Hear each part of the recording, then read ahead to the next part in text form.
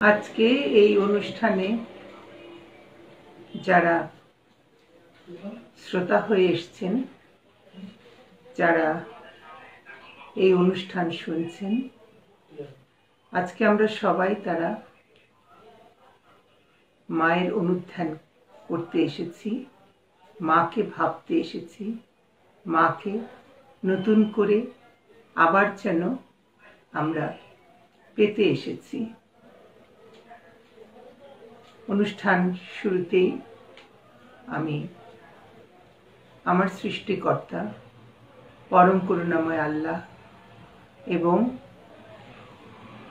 আমার অন্তরের অন্তরতম শ্রী শ্রী মা শারদা এবং ঠাকুর রামকৃষ্ণ এবং স্বামী বিবেকানন্দ, তাদের আমি আমার ভক্তিপূর্ণ ভালোবাসা জানাই। আমরা আজকের এই দিনে কেউ কারো কাছে নেই, কিন্তু আমরা সবাই সবার কাছে আছি। পৃথিবী এক কঠিনতম দুর্যোগের সময় পাড়ি দিচ্ছে, যে সময় আমরা কখনো প্রত্যাশা করিনি কিংবা আমরা কখনো ভাবিও নি যে এমন একটি অতিমারী পৃথিবীকে গ্রাস করতে পারে। 1920 আর আজ 2020, মায়ের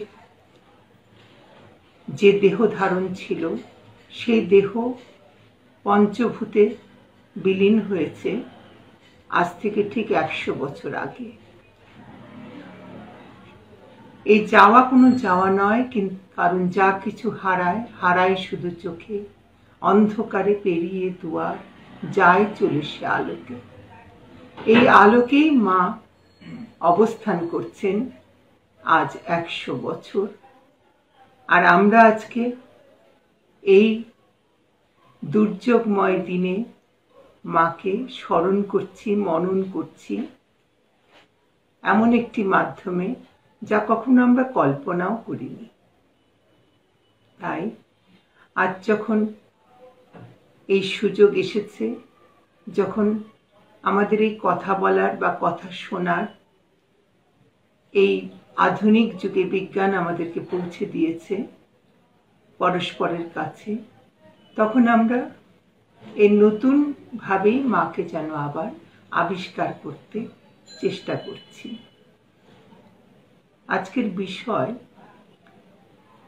মায়েরই কথা। মা কেমন? আমি জন্মান্তরের মা।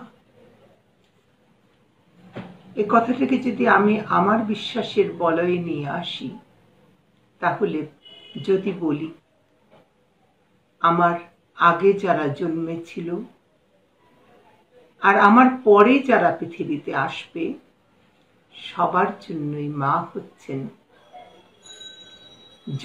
জন্মান্তরের শুধু মা নন, তিনি প্রজন্ম থেকে প্রজন্মান্তরের মা।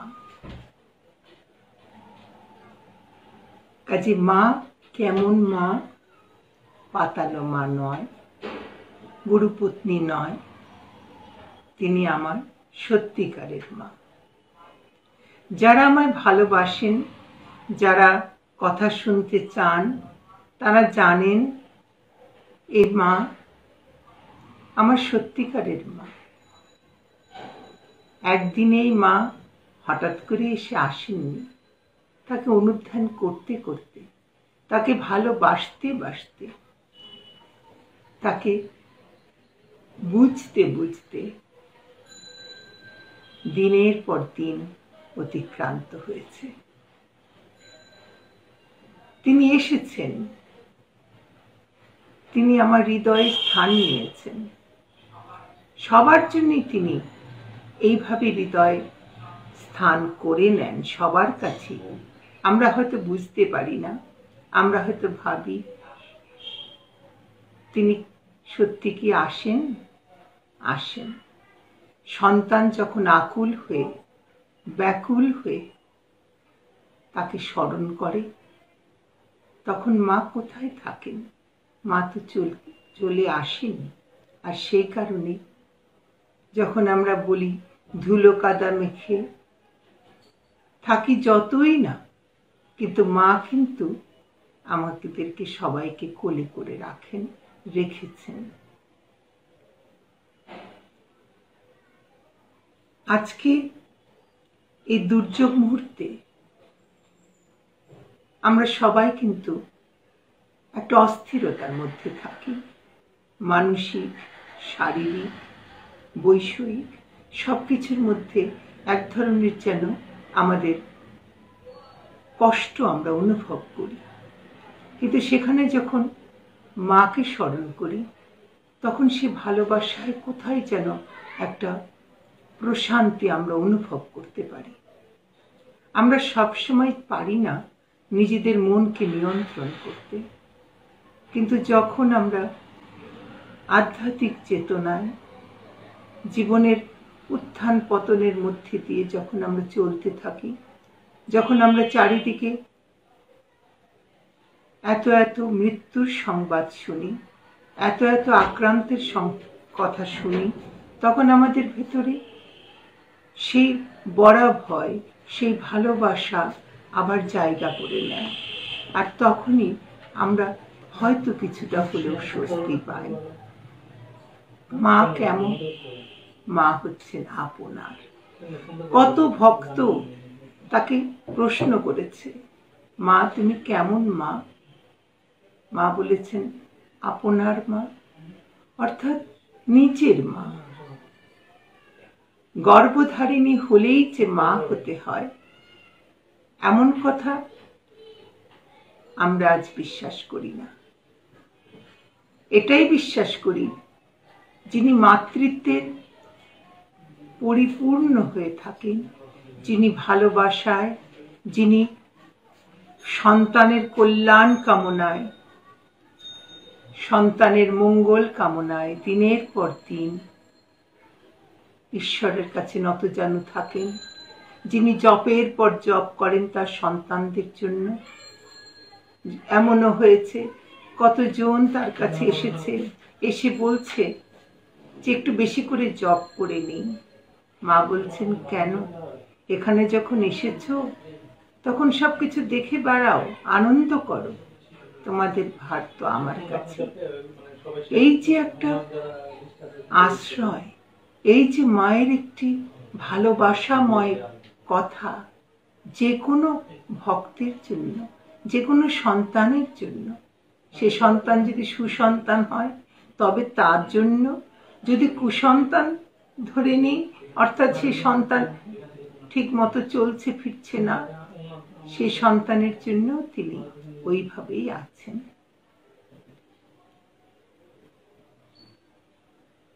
নানানভাবে মাকে অনুধ্যান সবাই করতে পারে, করে, সেটা আমরা বিশ্বাস রাখি।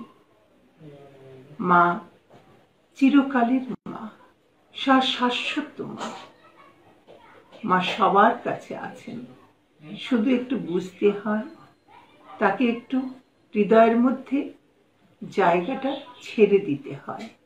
আর সেই কারণে যখন আমরা তাকে ভাবতে চাই, তিনি সবসময় এসেছে ধরা দেন তা তো নয়, তাকে ধরতে হয়, তার কৃপা পেতে হয়।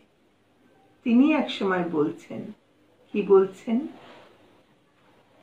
ভক্তি, ভক্তি দিয়ে তাকে পাওয়া যায়, কিন্তু ভক্তি কি সহসা হয়? ভক্তির জন্য কৃপা দরকার। আমি ভক্ত তখনই হব যখন আমার মধ্যে তাদের কৃপা বর্ষিত হবে। এই কৃপা নিয়েই মা মাতৃত্বে আমাদের আপন থেকে আপনার হয়ে ওঠেন। অনেকে প্রশ্ন করেন, আপনি কেমন করে মাকে পেয়েছেন বা মাকে এত যে ভালোবাসেন, এ কি সহসায়? আসলে কিন্তু তা নয়।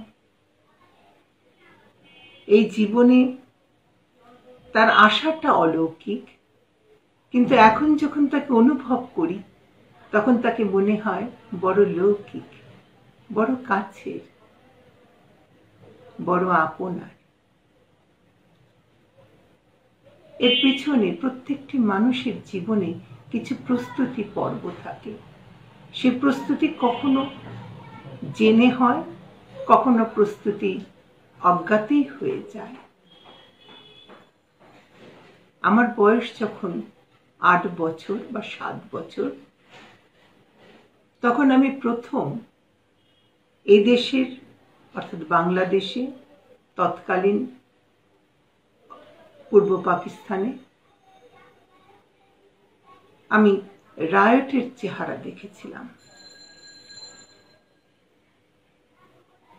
আমার গর্ভধারিণী মা এবং কিছু সমাজসেবী কিছু শরণার্থী শিবিরে গেছিলেন, যারা ওপার থেকে, পশ্চিমবঙ্গ থেকে এদেশে এসেছিলেন শরণার্থী হয়ে, রায়টের শিকার হয়ে। একটি মেয়েকে আমি অঝোর ধারায় কাঁদতে দেখেছিলাম।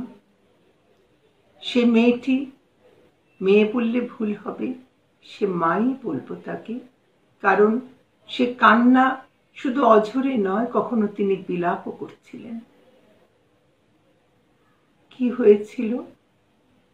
তিনি তার সন্তান শোকে কাঁদছিলেন। সন্তানটি কে, কেমন ছিল জেনেছিলাম ওই 8 বছর বয়সে।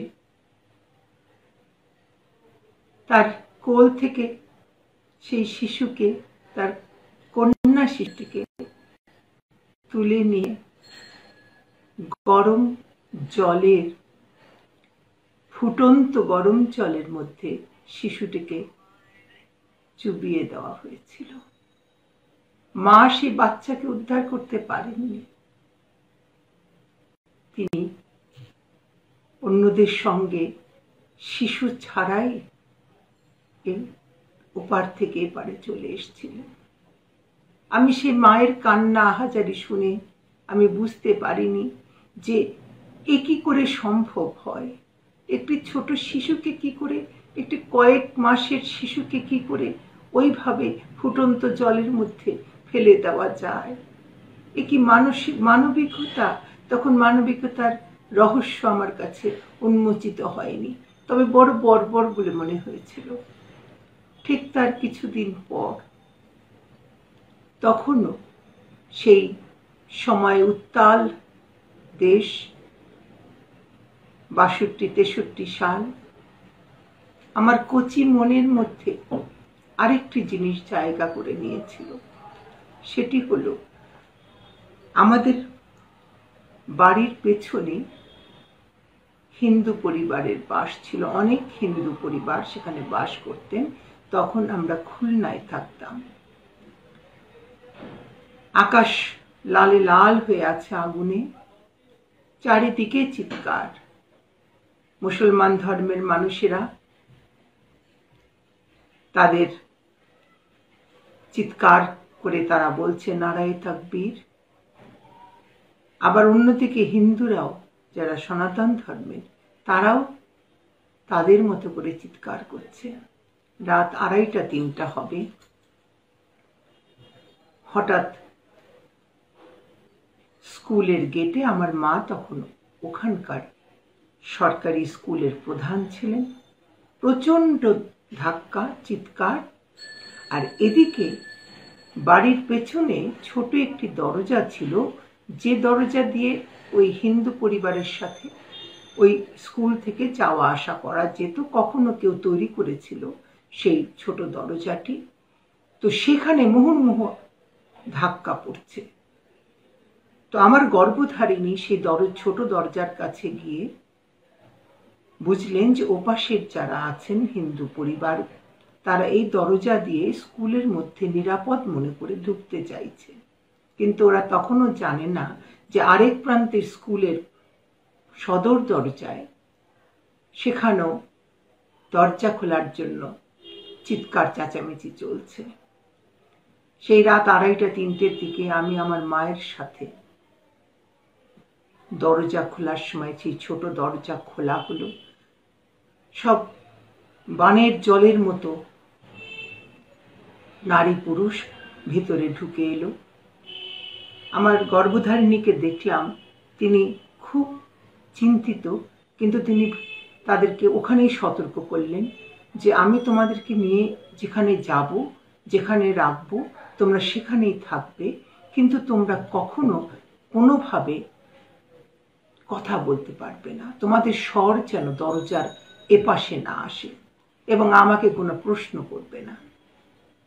আমি খুব অবাক হয়ে মায়ের সাথে দেখলাম গিয়ে যে তিনি ঠিক যে দরজাটাই এই মুসলমান মানুষজনেরা চিৎকার করছে, হিন্দুদেরকে এখানে ঢোকানো হয়েছে, আমরা এখানে ঢুকবো, দরজা খুলে দাও, নানান রকম। যে দারোয়ান ছিলেন তিনি খুব শঙ্কিত, তিনি বুঝতে পারছেন না কি করবেন। আমার মাকে জিজ্ঞাসা করছেন কি হবে। আমার মা বললেন ইশারা করে যে তুমি অপেক্ষা করো। ঠিক দরজার সাথেই দুটো বড় বড় ঘর ছিল। আমার মা দারোয়ানকে বললেন দরজা দুটো খুলে দিতে, দুপাশে খুলে দেওয়া হলো। একদিকে মেয়েরা চলে গেলেন একটা রুমে, আরেকটি রুমে ছেলেরা চলে গেল। আর আমার মায়ের নির্দেশ, কোনো শব্দ, কোনো কান্নাকাটি, কোনো রকম শিশু যদি কাঁদে তাহলে তারও মুখটাকে অন্তত বন্ধ রাখতে হবে। জীবন মরণের খেলা চলছে এখন। এই সময় আমার এখনো মনে আছে একজন মহিলা, তার নাম আমার এখনো মনে আছে, তার নাম পার্বতী, চিৎকার করে বলছে আমার মাকে। আমার মা যতই তাকে বলছে তুমি চিৎকার করো না, বলছে আপনাদের জামাই কোথায়, আপনাদের জামাই কোথায়। স্বপন তার জামাইয়ের নাম, আমি এখনো আমার মনে হয় কথাগুলো। তো আমার মা তাকে ইশারা করে বলছেন আর চিৎকার না, সব ঠিক আছে। ওরে উনি বাইরে এসে দরজা তালা মেরে দিলেন দুটো, আর দারোয়ানকে বললেন দরজা খুলে দাও। দরজা খুলে দেওয়া হলো। আমি থরথর করে কাঁপছি, ছোট একটি বাচ্চা মেয়ে আমার মায়ের শাড়ি ধরে দাঁড়িয়ে আছি সদর গেটের সামনে। মশালের আলো নিয়ে হুড়মুড় করে মনে হলো কয়েকশো মানুষ হতে পারে ঢুকে পড়ল। তার মধ্যে একজন দাঁড়িয়ে এসে আমার মাকে বললেন আপনি এখানে হিন্দুদেরকে জায়গা দিয়েছেন এখানে। তো আমার মা বললেন আমি জায়গা দিয়েছি, তো তোমরা তো ঢুকেছো, তোমরা যাও দেখে এসো কোথায়। তো বলছে আপনি বলুন না কেন যে আপনি দিয়েছেন কিনা। তো মা বললেন আমি বললে তোমরা বিশ্বাস করবে? তোমরা তো নিজেরা যখন সশরীরে এসেছো তখন তোমরা সবটাই দাও না, স্কুলটা পুরোটাই দেখে এসো। যাও যাও, ওই যে পেছন দিকে যাও, সব জায়গায়। মা কি করলেন, ওদেরকে এমন ভাবে কথা বললেন তারা সবাই পুরো স্কুল ঘুরে এলো। কিন্তু আশ্চর্য, তাদের কখনো মাথায় এলো না সেটা ঈশ্বরের ইচ্ছা, আল্লাহর ইচ্ছা। ওই সামনের দুটো গেটের সাথে দুটো রুমের দিকে ওরা ভাবলই না যে এখানে কেউ থাকতে পারে। তারা সমস্ত জায়গা ঘুরে যখন এলো, সবার মাথা নিচু, হাতে কিন্তু মশাল চলছে। আমার মা গর্ভধারিণী জিজ্ঞাসা করলেন পেয়েছ? তারা লজ্জায় ক্ষোভে তারা মাথা নিচু করে বেরিয়ে চলে গেল। মা বললেন দারোয়ানকে দরজা বন্ধ করে দাও। তারপর কিছুক্ষণ পর তিনি দুই পাশেরই দরজা খুললেন, বললেন যে আপাতত তারা আর ফিরবে না, তোমরা নিরাপদ, কিন্তু একটু সব শান্ত হলে আমি ব্যবস্থা করব। তারা দুদিন ওখানে ছিলেন সবাই। মা সেই খিচুড়ির ব্যবস্থা করেছিলেন লোকজন দিয়ে, কিন্তু তখন প্রচণ্ডভাবে রায়ট চলছে। এরপরে প্রশাসন যখন কিছুটা নিয়ন্ত্রণে নিয়ে এলো, তখন 3 দিনের দিন তারা ওই ঘর থেকে ফিরে গেল তাদের পেছনে যে বাড়ি সেখান থেকে। এবং মা বললেন তোমরা খুব নিরাপদ নও, কাজে তোমাদের নিজেদের ব্যবস্থা করে নিতে হবে। একবার আমি পেরেছি, এরপরে কি হবে আমি জানি না। তো এই শিশু মনে আমার এই দুটো ঘটনা খুব ভীষণ রকমভাবে আলোড়ন তুলেছিল, যা পরবর্তী জীবনে হয়তো আমাকে অসাম্প্রদায়িক হওয়ার যে বিষয়টি সেটিকে জাগিয়ে তুলতে সাহায্য করেছিল। যে কেন মানুষকে অত্যাচার করবে, সে যে ধর্মেরই হোক না কেন, যে বিশ্বাসেরই হোক না কেন, শুধু ধর্মের নাম করে কেন পরস্পরের প্রতি এই বিদ্বেষ, এই হানাহানি। সেই 7-8 বছরের একটি মেয়ে এই বিষয়টিকে হয়তো ভেতরে এমনভাবেই নিয়েছিল, যা পরবর্তীকালে ভালোবাসার এক প্রস্রবণে ভেসে গেছে, একটা আনন্দের ধারায় ভেসে গেছে, যখন সে মা ঠাকুরের কাছে পৌঁছতে পেরেছে, যেখানে গিয়ে সে জানতে পেরেছে যত মত তত পথ, সবার ধর্মেরই গ্রহণযোগ্যতা আছে। আমি যে বিশ্বাসে আল্লাহকে ধারণ করি, আমার ভেতরে লালন করি, তেমনি ভালোবাসায় আমি আমার পরম প্রিয় ঠাকুর এবং মাকেও এই অন্তরে লালন করি। কোথাও বৈপরীত্য আমি অনুভব করি না। সেই ছেলেবেলার স্মৃতি, সেই ছেলেবেলার মনের ভিতরে এক কষ্ট, সে কষ্ট আমাকে যেন প্রশমিত হতে সাহায্য করেছে মা ঠাকুর এবং স্বামীজির বাণী।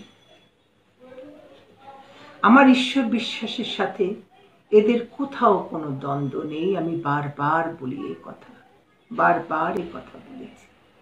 আর সে কারণে শ্রী শ্রী মাকে যখন অনুধ্যান করি, তখন তার কথাগুলো এত ভালো লাগায় আমার ভেতরে এসে জায়গা নেয়, যে তখন আর মনেই হয় না যে ধর্ম কি কোনো প্রতিবন্ধকতা, মা কি কোনো আলাদা ধর্মের হতে পারে। মা তো মাই, মায়ের রূপ তো মার মধ্যেই থাকে। মার কথা যত পড়ি, যত তাকে বুঝতে চাই, ততই মনে হয় আহা কি সরল, কি সহজ, কিভাবে তিনি ঠাকুরকে সবার সাথে পরিচয় করিয়ে দিচ্ছেন, নিজেকে আড়াল করে। নিজেকে যে তিনি অনেক কিছু বলেছেন নিজের সম্পর্কে, তা কিন্তু নয়। কত মানুষ তখনকার দিনে তার সময়ে তাকে জানতে চেয়েছে, কত ভাবে বলেছে যে তুমি কে, তুমি কে গো? বলে আমি তো আমি রামলালের খুড়ি।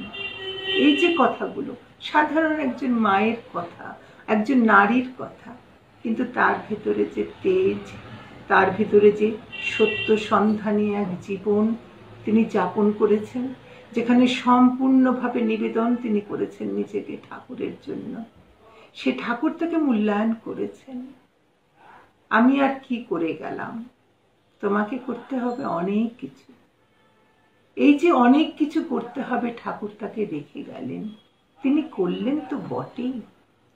এত এত মানুষকে তিনি কোল দিলেন, ছায়া দিলেন। আমরা কেঁদে আকুল হয়ে যাই সংসারের যন্ত্রণা যখন আমাদেরকে বিদ্ধ করে, যখন আমরা ব্যতিব্যস্ত হয়ে পড়ি, যখন আমাদের জীবন নানা সংশয়ে, নানা যন্ত্রণায় কষ্ট পেতে থাকে, তখন একটু শান্তির জন্য আমরা তার কাছে যাই। তার কাছে যাওয়ার দরজা সবার জন্য খোলা, হিন্দু কিংবা মুসলমান, সে যাই হোক না কেন, যে তাকে চায় সে তাকে পায়। ডাকার মতো ডাকতে হয়, ভালোবাসার মতো ভালোবাসতে হয়, তাহলেই তিনি আসেন, তাহলেই তিনি তার কোলটুকু পেতে দেন। আমরা তার কাছে পৌঁছই, তার কাছে যাই, ধর্মবিশ্বাস ভিন্ন হতেই পারে, কিন্তু মা রূপে বিশ্বাস করা এ তো কোনো বন্ধনে আবদ্ধ থাকতে পারে না। আর সেই জন্য তিনি সতেরও মা, তিনি অসতেরও মা। অসৎ কত মানুষ আছে যারা মায়ের কথা শুনে তাদের জীবনের চালচিত্র বদলে ফেলেছে। এই তো হওয়া চাই, এটাই তো জগতের প্রত্যেকটি মানুষের কাছে এই বার্তা পৌঁছে দেওয়ার জন্যই তো মহামানবেরা আসেন, যে তুমি ভুল করছো, তুমি যা করছো। স্বামীজি কখনো অন্যায় বলতেন না, তিনি বলতেন ভুল। তুমি ভুল করছো, এই ভুল সংশোধিত হয়, ভুলের সংশোধন আছে। সেই সংশোধনের পথ দিয়েই একজন মানুষ যেমনই হোক না কেন, সে কিন্তু একদিন নিজের বিবেকের কাছে হয়তো দাঁড়িয়ে গিয়ে জবাব দিতে পারে যে আমি যা করেছি ভুল করেছি, কিন্তু আমি তো আবার ফিরেছি, আমি তো আবার সেই সত্য জীবনের কাছে আসতে পেরেছি। আর তার জন্য ঠাকুরের ভূমিকা, মায়ের ভূমিকা এক বিরাট বিরাট বিরাট কাজ করে থাকে। আমরা অনেক সময় বলি যে ভয় করো, ভয় করার চাইতে যদি বলা হয় ভালোবাসো, তাহলে দেখা যাবে কোথা থেকে যেন এক শক্তি আসে। সে শক্তি ভয়কে দূর করে দিয়ে ভালোবাসার মোড়কে মুড়ে এমন একটি অবস্থা তৈরি করে দেয় যেখানে ভয়ও থাকে, শ্রদ্ধাও থাকে, ভালোবাসাও থাকে। মাকে যারা দেখেছেন, চাক্ষুষ করেছেন, তাদের মধ্যে এমন অনেকে তাদের কথা লিখেছেন। একদিন পড়তে পড়তে জানলাম তিনি ঢাকা থেকে যাওয়া একজন মহিলাকে বড় ভালোবেসেছিলেন, অল্প সময়ের দেখা। তিনি বলছেন যে তোমাদের ওদিককার মানুষদের বড় ভক্তি, তোমরা বড় ভালোবাসো ঠাকুরকে, আমি জানি। আমার বড় ইচ্ছে যদি কখনো পূর্ববঙ্গে একটু যেতে পারি। আমি যেদিন পড়েছিলাম সেদিন আমার দু চোখ ভেসে গেছে, যে সেই কোন কালে, প্রায় 100 বর্ষ আগে, কোন ঢাকার এক মহিলা মার কাছে গিয়ে অযাচিত অহেতুকী কৃপা লাভ করেছিল। মার ইচ্ছে ছিল এদেশে আসার, মার আশা হয়নি। আর আমরা কেমন সেই হরিণের মতো কস্তুরী মৃগের সেই গন্ধ নেওয়ার জন্য ছুটে ছুটে তার কাছে যাচ্ছি। মা তো জানতেন যে এমনি করে এই দেশে, বাংলাদেশেও মায়ের কথা প্রচারিত হবে, মায়ের কথা অন্যের কাছে যাবে। মা আসতে পারেননি, কিন্তু মা সব সময়ের জন্য আছেন এদেশে। তিনি কত ভালোবেসেছিলেন, কত তার মনের মধ্যে, তিনি সাধু নাগমশাইয়ের কথাও সেখানে বারবার এসেছে, যে কি হবে, কি করবে, এই ভালোবাসা এ কোথায় রাখা যায়? এ কি অন্তরের মধ্যে রাখবো, নাকি মাথায় রাখবো, না কোথায় রাখবো? এ ভালোবাসার তো শেষ হয় না। মা যে সবাইকে এত ভালোবেসেছেন, এত ভালোবেসেছেন, প্রতিদানে তার কিছু চাওয়ার ছিল না। ছেলে দীক্ষা নিতে আসছে, বাধা আছে, তিনি মানছেন না। তিনি নিজেই বলছেন যে ঠিক আছে, তুমি স্নান করে এসো, আমি তোমায় দীক্ষা দেব। এই যে তিনি বলছেন, এটাই তো এক আশ্চর্য বিষয় যে যিনি যেচে সন্তানকে মুক্ত করার চেষ্টা করছেন। আবার ছেলে যখন ফিরে যাচ্ছে, তিনি তাদের খাওয়া বেঁধে দিচ্ছেন, পথে খেও। এই হচ্ছে চিরকালের মা। এই হচ্ছে যে দেশেরই মা হোক না কেন, এই মায়ের মাতৃত্ব তো এখানেই, যিনি ছেলেকে ভৎসনা করেন, ছেলেকে ভালোবাসেন, আবার ছেলের জন্য পোটলা বেঁধে খাবারও দিয়ে দেন। পথে খেতে হবে। তিনি অন্তর্যামী, তিনি জানতেন কোথায় কি হবে না হবে, তিনি বুঝতে পারতেন। নীরবে নিভৃতে তার সাধনা। এই নহবতের বসা, নহবতের ছোট্ট ঘরটিতে থাকা সেই মা, দিনের পর দিন ঠাকুরের সাথে তার দেখা হয় না। নিজেকে দিয়ে বলিয়ে নেন, ওরে মন, তুই কি এমন পুণ্য করেছিস যে রোজ রোজ তাকে দেখবি। এই কথা মায়ের মতো পুণ্যবতী, মায়ের মতো এতটা সতীসাধ্যী এক রমণী, যিনি ঠাকুরের অর্ধাঙ্গিনী, যাকে ঠাকুর নানাভাবে শ্রদ্ধায় ভালোবাসায় এমন একটা স্থানে জায়গা দিয়েছিলেন, তিনি কিনা বলেন যে ওরে মন, তুই কি এমন পুণ্য করেছিস রোজ রোজ তাকে দেখবি। আহা, এই হচ্ছে মা, যিনি নিজেকে সান্ত্বনা দেন। আর আমরা এই কথা যখন জানতে পারি, তখন ভাবি যে প্রিয়জনকে দেখতে পাই না, তাতে কি আছে, আমার মাই তো তার সবচেয়ে কাছের মানুষটিকে এই 2-4 হাত দূরের থেকেও দেখতে পেতে না। মা এক অপূর্ব সৃষ্টি। নিবেদিতা সেই কথা বলেছেন, ঈশ্বরের এক অপূর্ব সৃষ্টি। তিনি কোমলমতি, তিনি কোমল, কিন্তু তিনি আবারও কখনো বজ্রের মতো কঠিন বটে। এই মা যুগ যুগান্তর ধরে আমাদের সাথে সাথে আছেন, ভক্তের সাথে আছেন, যে ভক্ত নয় তার সাথেও আছেন। আমরা যখন কথা বলি, অনেকেই আছে, সবাই যে মাকে বা ঠাকুরকে ভালোবাসবে ঠিক আমাদের মতো করে তা তো নয়, কিন্তু যখন কথা হয়, যখন আমরা পরস্পরের সাথে মত বিনিময় করি, তখন এক আশ্চর্য সৌন্দর্য সেখানে আমরা দেখতে পাই যে তারাও একসময় মায়ের কথায় আপ্লুত হন।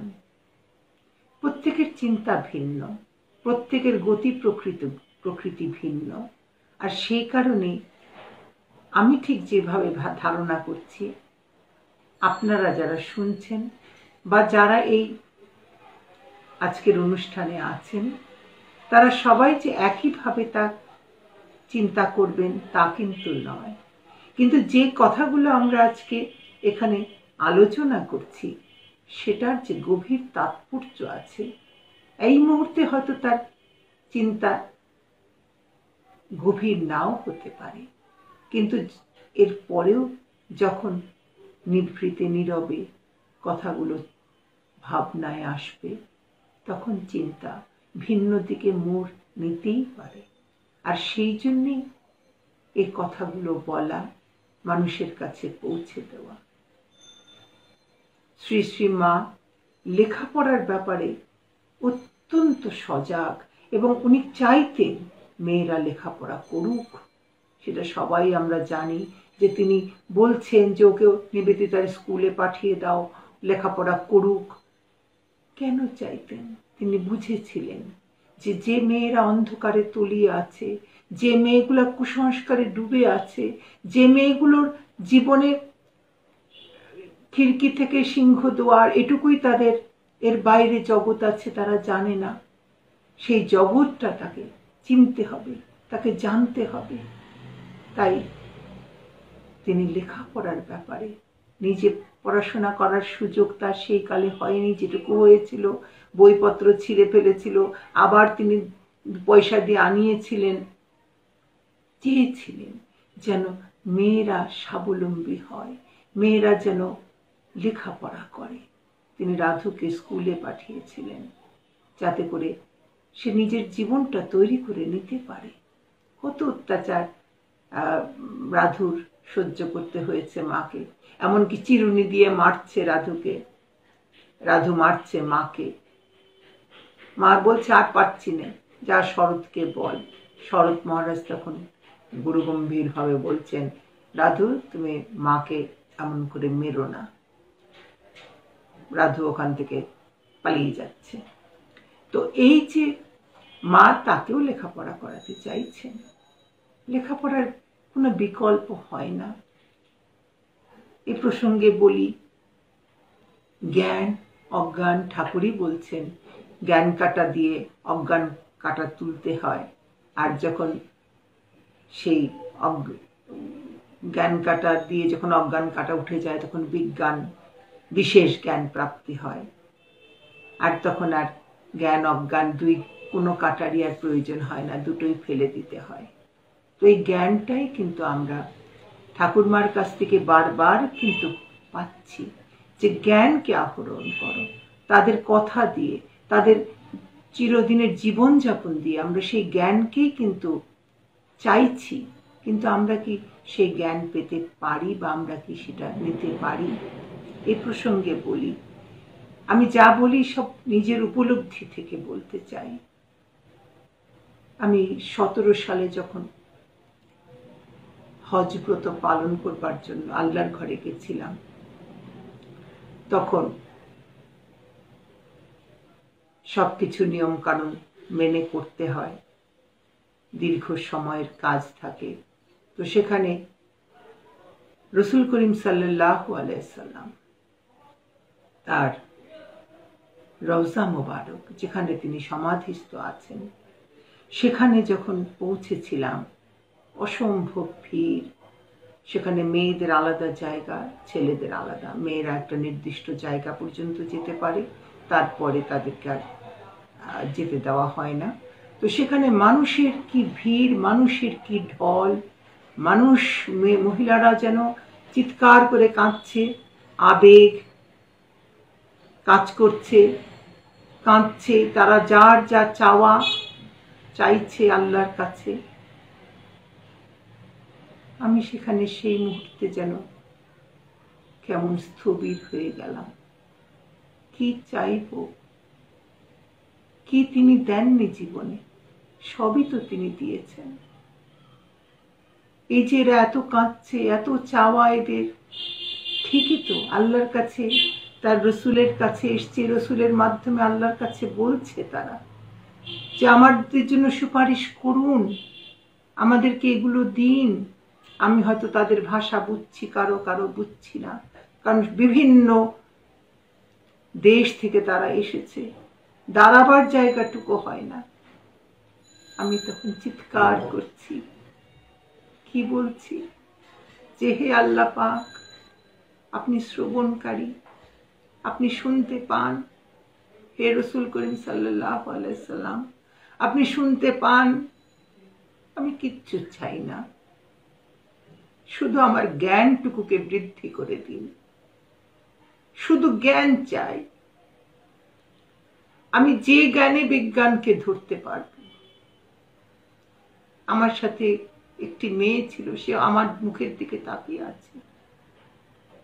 কি বলছেন ইনি? ইনার চাওয়া এই, তার ক্ষুদ্র বুদ্ধি হয়তো ধরে নাই যে কি জ্ঞান আমি চাইছি।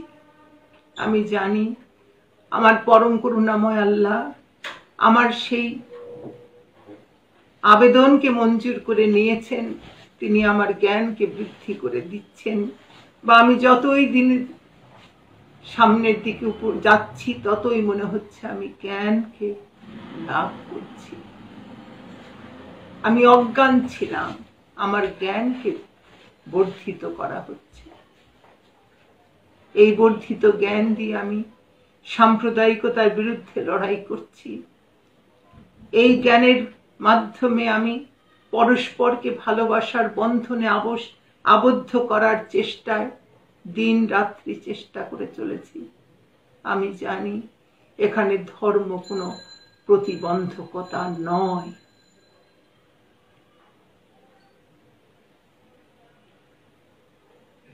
জ্ঞান হচ্ছে আমাদের এমন একটি স্তর, আমরা যে স্তরে আমাদের মস্তিষ্ক, আমাদের অন্তর সবকিছু সেখানে কাজ করবে। শুধু মস্তিষ্ক কাজ করছে, আমার আবেগ নেই, আবার আমার আবেগ আছে, আমার মস্তিষ্ক কাজ করছে না, সেখানে আমার কোনো জ্ঞানই কোনো কাজে আসবে না।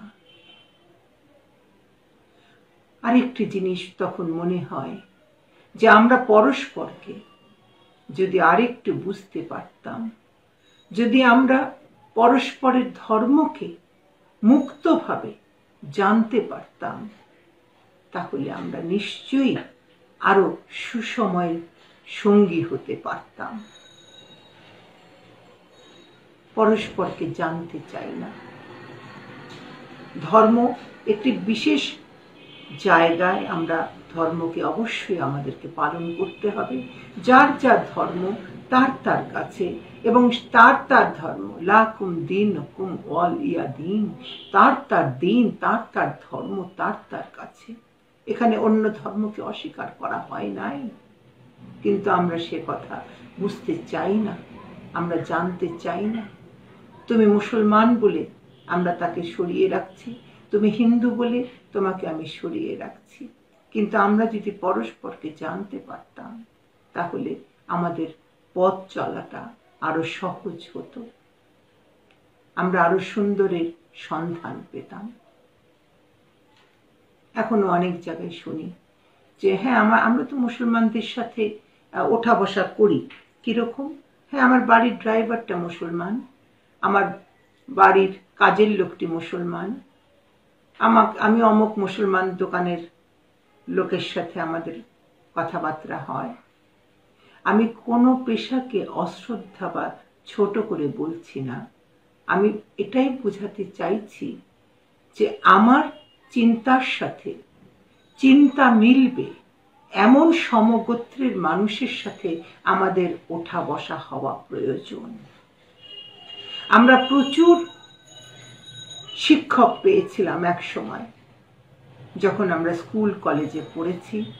প্রচুর হিন্দু শিক্ষক ছিলেন, সনাতন ধর্মের শিক্ষক ছিলেন, যাদের কাছে আমরা আমাদের জ্ঞান বিকশিত হওয়ার সুযোগ লাভ করেছিলাম।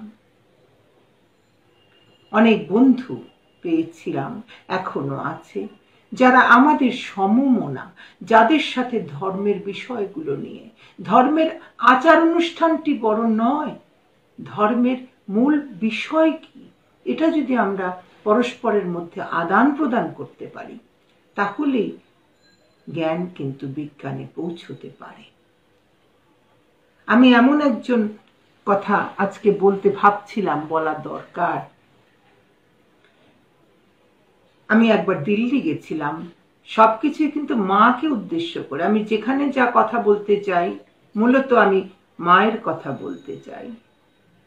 তো সেখানে আমি দিল্লি আশ্রমে পরম পূজ্যপাদ স্বামী গোকুলানন্দজি মহারাজের সাথে আমার পরিচয় হয়েছিল। তো তখন তিনি আমাকে বলেছিলেন, যখন উনি আমার কথা শুনলেন, আমার বক্তৃতা শুনতে এসেছিলেন, ওখানে হয়েছিল যেখানে কালী মন্দিরে যেখানে হয়েছিল, সেখানে শিব বাড়ি বা শিব মন্দির, সেখানে ওখানে হয়েছিল। তো মহারাজ শুনে গেছিলেন আমার কথা। তো আমাকে পরের দিন দুপুরে ওনার ওখানে আমাদের সবার যাওয়া ছিল, গেলাম। তো উনি আমাকে একসময় বললেন যে, তুমি কি জানো যে আমি একটা মানুষকে খুব খুঁজে বেড়াচ্ছি, একটি আমার বয়সী একটি মানুষকে। তো আমি বললাম, তাই বুঝি? কেন খুঁজছেন? বলে, সে আমার স্কুল জীবনের সহপাঠী ছিল এবং সে খুবই ভালো পড়াশোনায় ছিল। হয় সে ফার্স্ট হতো, নাহলে আমি ফার্স্ট হতাম। আমাদের মধ্যে একটা প্রতিদ্বন্দ্বিতা ছিল, আমাদের মধ্যে একটি ভীষণ রকম আনন্দময় প্রতিযোগিতা ছিল। সে মুসলমান ছেলে, কিন্তু 47-এর পর তার সাথে আমার আর দেখা হয় নাই। এটি 90 দশকের শেষের দিকের কথা। আর তিনি বলছেন আমাকে যে আমি 47-এর পরে আমি কতজনকে বলেছি, আমি তাকে শুধু, আমার মনে হয় তাকে যদি একবার দেখতে পেতাম, সে কেমন হয়েছে, কত লেখাপড়া করেছে, জানতে চাইছি যে আমি তো এই জীবনে এসেছি, সে কেমন আছে, সে কি পড়াশোনা করেছিল, আমি তো তাকে আর খুঁজে পাইনি। আমি বললাম, আচ্ছা আপনি নামটা বলুন। বলে, কত মানুষকে বলেছি, এ পর্যন্ত কেউ আমাকে তাকে খুঁজে দিতে পারেনি, তুমি পারবে? আমি বললাম, আমার এই 13-14 কোটি মানুষ তখন, আমি জানি না পারবো কিনা, কিন্তু আমি আল্লাহর উপরে বিশ্বাস করি আর মা ঠাকুরকে খুব ভালোবাসি। আপনার এই ইচ্ছা কি আমি পূরণ করতে পারবো? যদি পারি তাহলে সেটাও আমারও খুব ভালো একটা আনন্দ হয়ে থাকবে। আশ্চর্যভাবে আমি এই ঘটনাটা শুনে আসার পর উনি বিশ্বাস করতে পারেননি। উনি ভাবছিলেন এটি একটি মেয়ের আচ্ছা কথা, যে কথা হয়তো শুনলে উনি ভালোবাসবেন বলে হয়তো আমি বলেছি যে খুঁজে দেখব। কিন্তু আমার ভেতরে, আমি আসার আগে আবার গেছিলাম ঠাকুরের কাছে, ওখানে বললাম যে আমি তো মহারাজকে একটা কথা দিয়ে এলাম, খুঁজে পাবো কি পাবো না, কিন্তু সাহায্য করো, আল্লাহকে বলো যেন আমি খুঁজে পাই তাকে। পেয়েছিলাম অদ্ভুতভাবে। আমি তখন কলেজে পড়াই।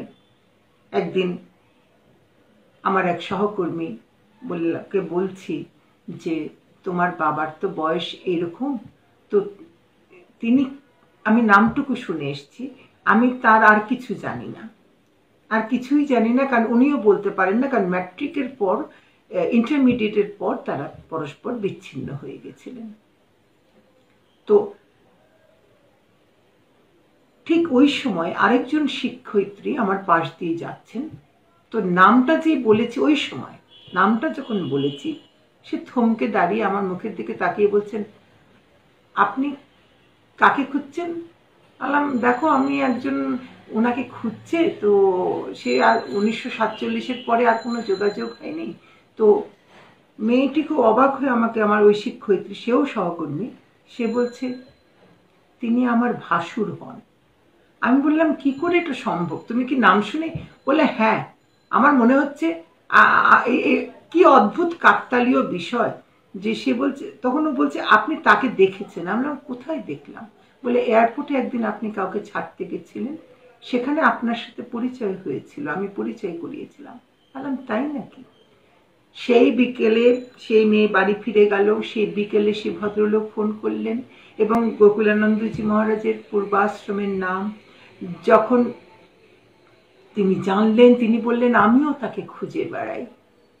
আলাম, যাক, আমার আল্লাহর মা, রসুল, মা, ঠাকুর সবাই মিলে একটা মানুষের ইচ্ছেকে কিভাবে পূর্ণ করে দিলেন।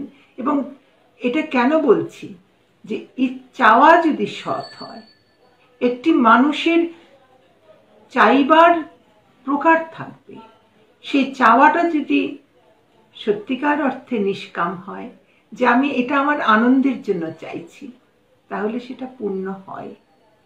এবং সেই কারণে যখন সেই মানুষটি, দুজন প্রবীণ মানুষ পরস্পরকে চিঠি লিখছেন, আমি পরবর্তীকালে যখন গেছিলাম, মহারাজ এত খুশি হয়েছিলেন, তিনি ভীষণ রকম খুশি হয়ে বলেছিলেন, যা কেউ পারেনি তুমি তা কি করে পারলে? আলাম, ওই যে উপরে বসে আছে সব, তারা করলো তো সেজন্য হয়ে গেল। এই এত কোটি কোটি মানুষের মধ্যে কি করে এটা ঘটলো? অদ্ভুত তো বটেই। মহারাজ খুব খুশি হয়েছিলেন যে তার সাথে তার পরিচয়, তিনি এখানে এসে খুব নাম করা ছাত্র ছিলেন বলে ইকোনমিক্সে পড়েছিলেন। মহারাজ সেগুলা জেনে এত খুশি হয়েছিলেন, বলেন যে দেখো কি আনন্দ, সেও কত শিক্ষিত হতে পেরেছে। এই যে পরস্পরকে জানা, পরস্পরের জন্য একটা আকুলতা থাকা, এটা খুব প্রয়োজন। এটা থাকলে, এটা মা ঠাকুরের মাধ্যমে কিন্তু আমরা এখন সেটা করতে চাইছি। এই যোগাযোগটা আমরা এখন এই মা ঠাকুরের মধ্যে দিয়েই কিন্তু আমরা ঘটাতে চাইছি এবং ঘটছেও। তখন আমরা আনন্দ পাচ্ছি। এই আনন্দ বড় নির্মল, এই আনন্দ বড় ভালোবাসার, বারবার ওই ভালোবাসার কথাটা আসছে। আমরা পরস্পরকে ভালোবাসতে পারি না, আমরা হাত ধরে বলতে পারি না, এসো তোমার জন্য আমার হৃদয়ে জায়গা আছে। মা কিন্তু পেরেছিলেন সে কথা বলতে, মা পেরেছিলেন, তাই সিস্টার নিবেদিতা তার কাছে এত কাছের হয়েছিল, এত আপন হয়েছিলেন, ক্রিস্টিনা হয়েছিলেন। তারা কেন হয়েছিলেন? তিনি বুঝেছিলেন, মা বুঝেছিলেন যে এদের ভালোবাসায় কলুষতা নেই, এদের ভালোবাসায় শুধুই নির্মলতা, যার জন্য তারা অত দূর বিদেশ থেকে এখানে চলে এসছে। তো আমরা এই যে মা ঠাকুরের কথা বলছি, আমার আল্লাহর কথা বলছি, কেন বলছি? যাতে আমরা পরস্পরকে চেনাতে পারি। তোমারটাই শ্রেষ্ঠ, আমারটা নয়, বা আমারটাই শ্রেষ্ঠ, তোমারটা নয়, এটা কথা নয়। এ কথা মা ঠাকুর কখনো বলেননি। একবার একজন ঠাকুরের কাছে এসছে, খুব উচ্ছ্বসিত হয়ে বলছে যে ঠাকুর, অমুক লোক হিন্দু হয়ে গেছে। ঠাকুর একটু বিরক্ত হলেন, বললে ও বেটাকে কে বলেছে ধর্ম বদলাতে? অর্থাৎ ধর্ম বদলাতে হবে বা ধর্মকে একদম সবকিছু উপরে রেখে আর সবকিছু ভুলে যেতে হবে, তা তো নয়। একজন খাঁটি মুসলমান নিশ্চয়ই সে যার হাত থেকে আরেকজন অমুসলমান নিরাপদ, যার মুখের বাক্য থেকে আরেকজন অমুসলমান নিরাপদ। আমরা এই কথাগুলো জানতে চাই না, আমরা বুঝি না, আমরা বলি না, আমরা জানাতেই পারি না। সেই জন্য যদি জানানো যেত, যদি পরস্পরকে বোঝানো যেত, তাহলে কিন্তু এত হানাহানির প্রশ্নই উঠত না। সে যে ধর্মেরই হোক না কেন, ধর্ম তো ধারণ করা, ধারণ করছে কাকে? সত্যকে। কোন সে সত্য? সত্যের জন্য আমি সব কিছু ছাড়তে পারি, কিন্তু কোনো কিছুর বিনিময়ে সত্যকে তো আমি ছাড়তে পারি না। স্বামীজির এই অমোঘ কথা যদি মনের মধ্যে থাকে, বিশ্বাস থাকে, দৃঢ়তা থাকে, তাহলে কোনো অন্যায় তো হওয়ার কথা নয়। ঠাকুরমাকে ভালোবাসতে বাসতে এই পথ আমাদের চলা, আমার অন্তত চলা। আবারও সেই মাকে নিয়েই যখন চিন্তা করছি, বলি সেই কথা, 86 সালে আমেরিকায় গিয়ে থাকতে চেয়েছি, কিন্তু থাকা যে হয়নি সেটার পেছনেও কারণ আছে। যে বাড়িতে আমি উঠেছিলাম, মুসলমান বাড়ি, আমারই আত্মীয় সম, কিন্তু যে করেই হোক জানতে পারলাম যে আমাকে যে কথা বলা হয়েছিল যে এখানে চাকরি হবে বা কিছু, সেটা যখন হয়নি, দিতে পারছে না তারা, সবই একটু অতি মাত্রায় মানে কথার খেলাপ হচ্ছে বারবার তারা। তখন আমি হঠাৎ ভাবলাম যে এখানে তো রামকৃষ্ণ মিশন আছে, তো রামকৃষ্ণ মিশনে যদি আমার যাওয়া হয় তাহলে ওখানে তো লাইব্রেরি নিশ্চয়ই থাকবে, কারণ যেখানেই যাই না কেন লাইব্রেরি, রামকৃষ্ণ মিশন, ওই জ্ঞান, ওই পড়াশোনা তো নিশ্চয়ই থাকবে। তো যে বাড়িতে ছিলাম তাকে বললাম, যে ছেলেকে, ইঞ্জিনিয়ার, যে তুমি আমাকে কি নিয়ে যাবে একটু এরকম জায়গায়? তো সে প্রথমে যাই হোক যাই বুঝলো না কেন, একদিন বলল যে হ্যাঁ আপনাকে আমি নিয়ে যাচ্ছি। তার স্ত্রীও যাবে, তার স্ত্রী ওই দেশীয়, তো তারা আমাকে নিয়ে যাচ্ছে। আমি ভীষণ উদ্বেলিত, ভীষণ আনন্দিত যে আমি বিদেশে এসে আমি আজকে মিশনে যেতে পারছি। স্বামী সহানন্দ যে আছেন সেটা আমি জানি, কিন্তু তার সাথে আমার তখনও সাক্ষাৎ হয়নি। তো তখন যাচ্ছি অনেকখানি পথ যেতে হয়েছে, কিন্তু ম্যাপ দেখে দেখে যাওয়া হচ্ছে। তো হঠাৎ এক সময় সে ম্যাপ বউটি খুলে বলছে যে আমরা তো খুব কাছে চলে এসেছি, এই তো এখান থেকে গেলেই তো আমরা বেদান্ত টেরেস ওই জায়গাটা আমরা পৌঁছতে পারবো। আমি ভীষণ আবেগ তাড়িত হয়ে আমার দুই চোখ দিয়ে কিন্তু অনবরত, আমি পিছনের সিটে বসে আছি, আমার ভীষণ কান্না পাচ্ছে যে আমি আসতে পারছি, কিন্তু তখন আমার জন্য বিস্ময় অপেক্ষা করছে, আমি জানতাম না। হঠাৎ ওই ছেলেটি আমাকে বলল, আপনি ওখানে গিয়ে কি করবেন? বললাম, কি করব? ওটা আমার খুব ভালোবাসার জায়গা হবে, কারণ আমি তো ঠাকুর ওইভাবে বলতে পারছি না, কারণ আমি জানি না সে কিভাবে নেবে বিষয়টাকে। তো আমি যে আমাকে একটা চাকরির তো দরকার, তো ওখানে গেলে নিশ্চয়ই লাইব্রেরি থাকবে, আমি সেই লাইব্রেরিতে নিশ্চয়ই একটা কিছু করতে পারবো বা কিছু এরকম। তো সে তখন গাড়ির মুখটা ঘুরিয়ে নিল। ওর বউ খুব অবাক হয়ে গেল, বলল, কি ব্যাপার? বলল, না আমি ওখানে যাব না। আমি একটু অবাক হয়ে বললাম, বাড়ির দরজায় এসে ফিরে যাওয়া কেন? তখন সে আমাকে কিছু ধর্মের কথা বলে আমার সেন্টিমেন্টটাকে ধাক্কা দিল। আমি বললাম, তুমি যা বলছো তা ঠিক নয়। সে সোজা যতখানি পথ, প্রায় 1.5 ঘন্টার মতো আমরা গেছি, ওই পথ আবার ফিরে আসতে হলো। আমি রামকৃষ্ণ মিশনের দরজায় গিয়েও পৌঁছতে পারিনি। ফিরে এলাম, আমি বুক ফেটে যাচ্ছে যে কি করে সম্ভব, এ কি হয়? কেন এমন হয়? মানুষ কেন এত কুপমণ্ডুক হবে? কেন তারা জানতে চাইছে না যে আমি যাদের ভালোবাসি তারা কারা, বা তাদের জীবন যাপন কেমন ছিল? তাদের বোঝালেও তারা বুঝছে না। আর ওইটুকু সময় আমার এত বেশি আমার আবেগ কাজ করছিল যে আমি যেতে পারলাম না। এটা কেমন করে, কি করব আমি? একটা ভীষণ একটা দোটানার মধ্যে আমার তখন, আমি ফিরে এলাম বাড়িতে। তো তখনও সেই ছেলে আমার সাথে খুব অশোভন আচরণ করছে, কথায় বলছে, সবই বাংলায় বলা হচ্ছিল, ইংরেজিতে কোনো কথাই আমার সাথে হচ্ছিল না, এবং ও একটু উচ্চকণ্ঠ, উচ্চ স্বর। তো সে বলেই যাচ্ছে যে আমার যাওয়াটা ওখানে কোনো মতেই সমীচীন নয় বলে সে আমাকে ওখানে নিল না।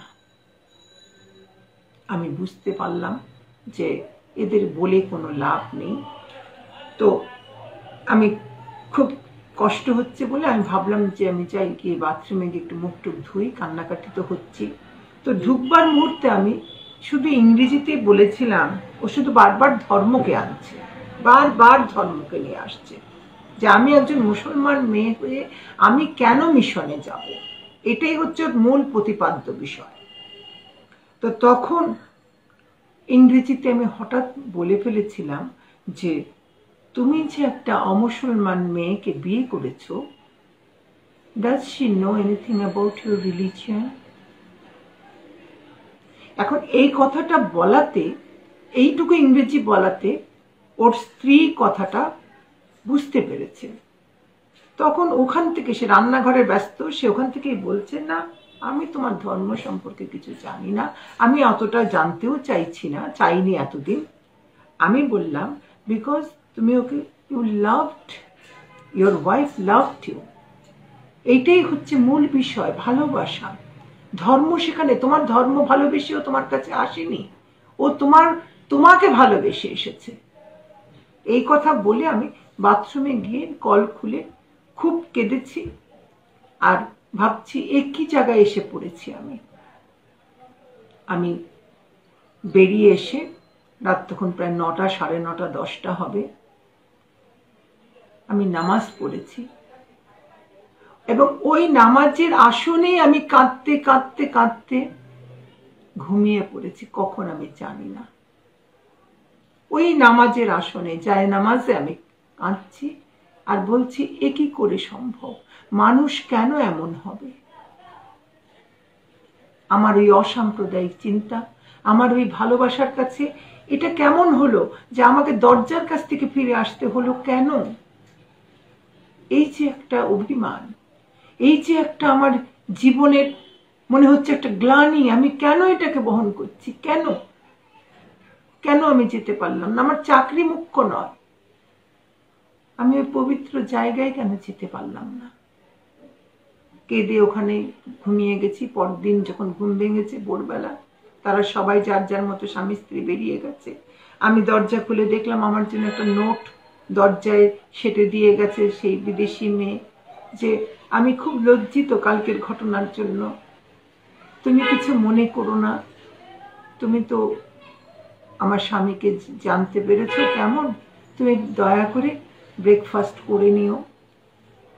এটা হচ্ছে ওই জায়গাতেই একটা জায়গায় শেষ হয়ে যাচ্ছে, যে এরপরে আমার আর কোনো উপায় নেই, কারণ আমি এতটাই ওখানে অক্ষম বলতে গেলে, যে আমি কি করে একা একা কোথাও ওখানে চিনছি না জানছি না, কি করে যাব, আর ওদের বাসায় থাকছি, আমি কি করে যাব আবার। কিন্তু পরবর্তীতে একটা এমন ঘটনা ঘটলো যেটাকে আমি মনে করি যে এটা আমার আল্লাহ অবশ্যই ঘটিয়েছেন, এবং মা ঠাকুরের অতি মজার একটা কাহিনী যেন সব একসাথে সম্মিলিত হয়ে গেল। 4-5 দিন পরে আমি ওই ড্রয়িং রুমে বসে বসে বলছি, আমার একটা মেয়ে খুব পরিচিত, তাকে আমি জানি না, সে আমেরিকান মেয়ে, তো তার নাম এই। তো তখন ওই ছেলে আমাকে বলছে যে আপনি কি তার স্বামীর নাম জানেন? আমি বললাম যে না, তার স্বামীর নাম আমি বলতে পারবো না, কিন্তু তাকে একটা নামে ও ডাকতো আমার আমি যা শুনতাম। স্বামী একবার গিয়েছিলেন কলকাতায়, এ আমার রামকৃষ্ণ মিশনেরই বন্ধু গোলপার্কে। তো এমন হলো, আমার বুদ্ধি কিছু কাজ করলো যে ওকে আমি আর রামকৃষ্ণ মিশনের কথাটা বললাম না, শুধু বললাম আমার এক বান্ধবী এবং তার স্বামী। তখন এমন ঘটনা ঘটলো যে সে টেলিফোন ডিরেক্টরি দেখে ওই ছেলের নামটা সে বব বলেছিলাম, বলে এদেশে রবার্ট বলে, এবং সারনেমটা আমি জানি, মেয়েটির বৈবাহিক, তার সূত্রে সারনেমটা ওই অমুক ইয়ে, ওই বের করে ওই ছেলেটির হাত দিয়ে মেয়েটির ফোন নাম্বার পাওয়া গেল। ও নিজে ডায়াল করলো, আমি ফোনটা আমাকে দিয়ে ও বলছে তুমি কারোর সাথে কথা বলো যাকে তুমি চেনো। আমি ফোনটা নিলাম, নিয়ে বললাম তুমি কি মোনা? তখন সে বলল হ্যাঁ, কে? আমলাম আমি নাম বললাম।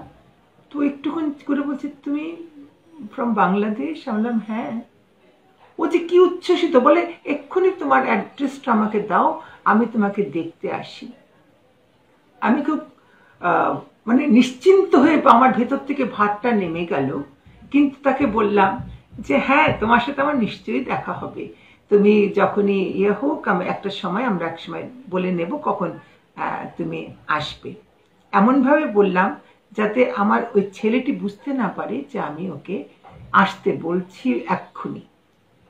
তারপরে ওরা যার যার মতো, সেদিন একটু দেরিতে বেরিয়েছিল ওরা যেই বেরিয়ে গেল, ফোন নাম্বারটা আমি নিয়েছিলাম, আমি ওকে ফোন করে বললাম মোনা তুমি কি এখনই আসবে একবার? বলে তুমি যে আমাকে না করলে। আলাম তুমি এসো, তারপর তোমায় বলবো। মোনা চলে এলো ঘন্টাখানেকের মধ্যে, এবং আশ্চর্য বিষয়, এরপর আমাদের গোপন অভিসার প্রতিদিনই প্রায় শাহানন্দজি মহারাজের কাছে হতে লাগলো। আমরা গোপন বলছি এই জন্য যে এই বাড়ির কেউ জানছেই না যে আমি ওরা বেরিয়ে গেলে কারোর সাথে ওখানে চলে যাই। এটাকে আপনারা যারা শুনছেন তারা কি ভাবছেন? এই ঘটনা ঘটে, এবং এই ঘটনার মধ্যে দিয়ে প্রমাণিত হয় যে মা ঠাকুরকে যদি ভালোবাসা যায় অন্তর থেকে, যদি আল্লাহর কাছে বলা যায় যে আমাকে পৌঁছে দাও, ঘটনাটা ঘটে যায়। আনন্দজি মহারাজ, আমি তখন তার সঙ্গ পেয়েছি, তিনি আমাকে বলেছিলেন তুমি ফিরে যাও, তুমি বাংলাদেশে ফিরে যাও, সেখানেই তোমার কাজ। এই যে ঘটনাগুলো ঘটছে সেটা এক তীব্র ভালোবাসা থেকে, শ্রী শ্রী মায়ের প্রতি অনন্ত ভালোবাসা থেকে। তো আমরা মনে করি যে এই যে ভালোবাসা, এটার একমাত্র কারণ হচ্ছে অকৃত্রিম স্নেহ, অকৃত্রিম ভালোবাসা। পৃথিবীতে অভাব দারিদ্র্যের নয়, অভাব হচ্ছে ভালোবাসার অভাবে।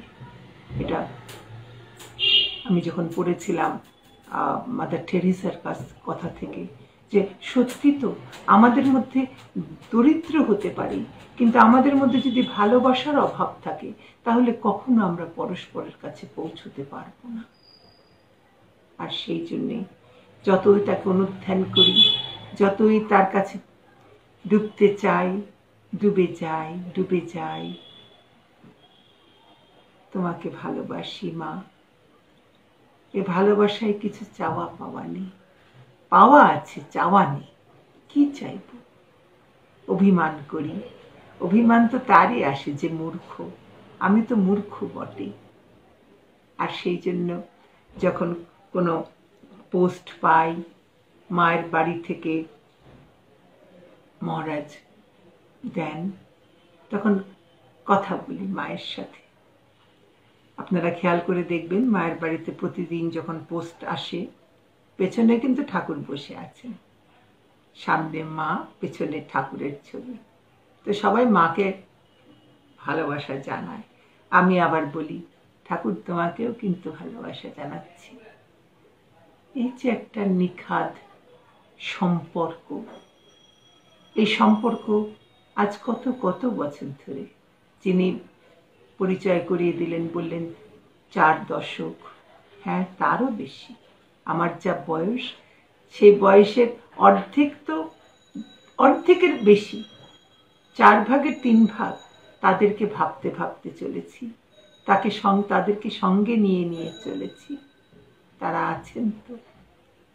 কতজন আজকে এই কথাগুলো শুনতে চান, যে একজন মুসলমান মেয়ের কাছ থেকে, কেউ বলে মায়ের বেটি, কেউ বলে মায়ের মেয়ে, কেউ বলে মায়ের কন্যা, তখন ভেতরটা ভরে যায়। আহা, কি তাদের অনুভূতি, কি তাদের অনুভব, তারা মায়ের বেটি বলে বলছে। সত্যি তো, মায়ের বেটি হওয়া কি 4টিখানি কথা? মায়ের মেয়ে হওয়া, সে কি চাইলেই হওয়া যায়? কিন্তু ভক্ত যখন বলে যে মা তোমার একটি মেয়ে আছে বাংলাদেশে, তোমার একটি মেয়ে আছে মুসলমান ঘরে, তার জন্ম, আমি তো আমার জন্মের উপরে নিয়ন্ত্রক নই, কিন্তু যিনি আমাকে জন্ম পৃথিবীতে পাঠিয়েছেন তিনি জানেন আমার ভাবনা কোথায়, কেমন ভাবে চলবে। তাই সবাইকে আপন করে নিতে চাই। সবাই রে বাসরে ভালো, নইলে মনের কালো ঘুচবে না রে। এই মনের কালোটুকু ঘুচাবার জন্যে আমরা পরস্পরকে চাই।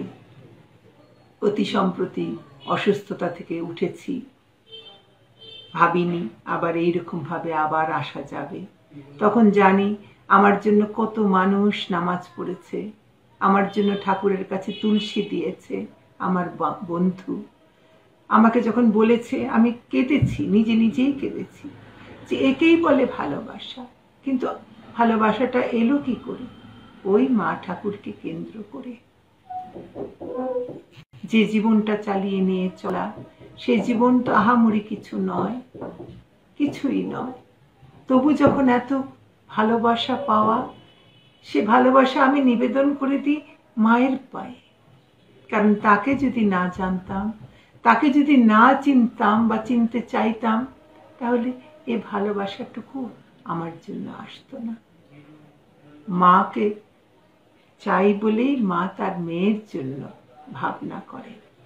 যখন প্রচন্ড অসুস্থ হয়েছিলাম 2002 সালে, দর্শন হয়, কেমন দর্শন হয়। আমাকে নেওয়া হয়েছে, আমি কোনোদিন ওইসব মেশিনের মধ্যে কখনো যাইনি, আমি জানিও না এগুলো কিভাবে কি হয়। মাকে অনুভব করছি, মা আমার মাথার কাছে দাঁড়িয়ে আছেন, লম্বা ঘোমটা মাথায়।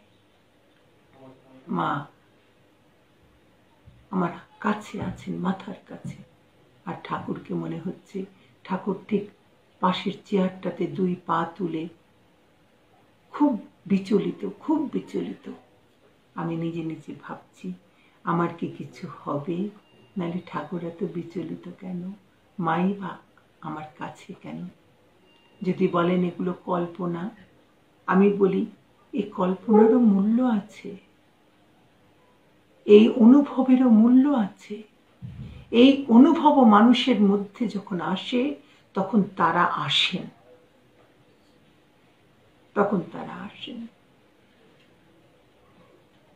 তার জন্য নিজেকে যোগ্য করে নিতে হয়। এই যোগ্যতার তার জন্য যে আমি বলবো আমি সেই যোগ্যতা অর্জন করে নিয়েছি, না, তারা কৃপা করলেন বলে যোগ্যতা হয়ে এলো। আমরা পরস্পরকে আবারও বলি যে আমি একটা সেই দূতের কাজ করি। সে কেমন দূত? যেন অ্যাম্বাসেডর। সে কিসের বার্তা নিয়ে যাচ্ছে? মা ঠাকুরের বার্তা, আল্লাহর বার্তা পৌঁছে দাও যে তোমরা কেউ সৃষ্টির অনিষ্ট করতে আসোনি, তুমি সৃষ্টিকে ভালোবাসো। সবাই আমরা পরস্পরকে চাই, না হলে এই জীবনের মূল্য কিছুই নয়। কিন্তু এই জীবন তো অমূল্য। জন্মান্তর, ইসলাম জন্মান্তরে বিশ্বাস করে না। ওই জানার অভাব থেকে অনেক কিছুই হয় যে জন্মান্তর বিশ্বাস করলুম না, তার মানে এই নয় যে আমি ওই ধর্মের প্রতি শ্রদ্ধা হারালাম। প্রজন্ম, এক প্রজন্ম থেকে আরেক প্রজন্ম। আর মাতৃত্ব এ বড় অদ্ভুত জিনিস যা ঈশ্বর নারীর মধ্যে দিয়েছেন।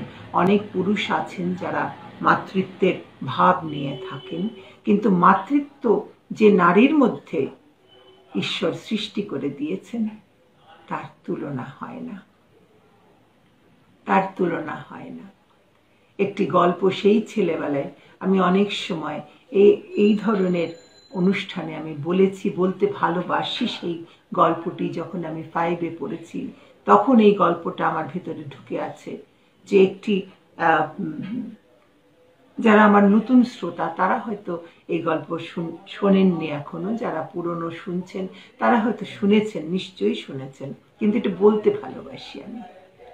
যে একটি ছেলে প্রচন্ড মাথা ব্যথা ধরেছে তার, সে অফিসে যাচ্ছে। তো সে অফিসে যাওয়ার সময় সে একজন সন্ন্যাসীর সাথে তার দেখা হয়েছে। সে বলছে যে আমার তো প্রচন্ড মাথায় যন্ত্রণা। তো তখন তিনি তাকে একটা শেকড় দিলেন, দিয়ে বললেন একটুখানি খাও, বেশি খেও না, তোমার মাথা ব্যথা চলে যাবে। তো ছেলেটি খেলো এবং খাওয়ার পরে মাথা ব্যথা সত্যি চলে গেল। কিন্তু ওই যে মানুষ একটা কৌতূহল, যেখানে নিষেধাজ্ঞা থাকে সেখানেই যেন বারবার মনটা ছুটতে থাকে, কেন বললো বেশি না খেতে। তো আরেকটু সে খেলো। খাওয়ার পরে সে একটা পরিবর্তন বুঝতে পারলো। কিরকম? যখন সে বাসে গিয়ে উঠলো তখন বাসে একটা অল্প বয়সের ছেলে সিটে বসেছিল। তো যখন ও গিয়ে দাঁড়িয়েছে তখন ও ছেলেটা জায়গাটা ছেড়ে দিয়েছে, দিয়ে বলছে বসুন। তো ছেলেটি বসলো।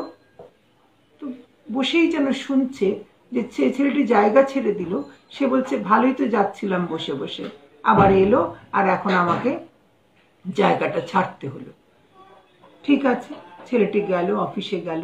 গিয়ে একজন তাকে অফিসে ঢুকতেই বলছে যে আসুন আসুন, আজকে তো খুব আনন্দের খবর, আপনার আজকে এই প্রমোশনটা হয়ে গেল। তো তখন এই কথাটা বলার পরে সঙ্গে সঙ্গে যেন সে শুনতে পাচ্ছে যে ওই লোকটির ভেতর থেকে কেউ যেন বলছে যে এই প্রমোশনটা তো আমার ভাগ্নেই তো হওয়ার কথা ছিল, তা তো হলো না, হলো এই ছেলেটি, দেখো কিরকম। তখন ও ভাবছে কি ব্যাপার, এরকম দুটো কথা শুনতে পাচ্ছি কেন? লোকটি বাইরে একরকম কথা বলছে, আবার ভেতরে আরেক রকম কথা বলছে, এটা কেন হবে? এই করতে করতে বিকেলবেলা ও বাড়ি ফিরবার সময় ভাবলো যাই গড়ের মাঠে একটু হাওয়া খেয়ে তারপরে বাড়ি যাই। তো গড়ের মাঠে গেছে, তো অনেক লোকজন ছিল। তো এক সময় আস্তে আস্তে লোকজন কমতে থাকছে, লোক কমে গেছে। তো তখন ও বসে আছে তবুও। তো এমন সময় দুটো ছেলে বা দুটো লোক তার কাছে এলো, এসে বলছে যে দাদা আপনার কাছে কি দেশলাই হবে? তো তখন ও পকেটে হাত দিয়ে বলছে না আমার পকেটে তো দেশলাই নেই। তো তখন লোকগুলো বলছে আচ্ছা ঠিক আছে দাদা বলে, তখন ও যেন শুনছে ওই লোকগুলোর ভেতর থেকেই কথা হচ্ছে যে যার পকেটে হাত দিলে একটু খুচরো পয়সারও শব্দ হলো না, এর কাছে আর কি থাকবে। তো বুঝতে পারলো যে এরা ভালো লোক নয়, ওর কাছে এসেছিল হয়তো কোনো পয়সাপাতি ছিনতাই করার জন্য বা নেওয়ার জন্য। তো এই করতে করতে করতে করতে ওর সারাদিন ও শুধু ভাবছে যে কি কেমন হলো, যেখানেই যাচ্ছি দুটো করে কথা শুনতে পাচ্ছি, কেন এটা তো কোনো ঠিক বিষয় নয়, কেন এরকম হবে? মানুষ কি তাহলে দুরকম, একরকম উপরে বলছে আরেক রকম ভিতরে বলছে?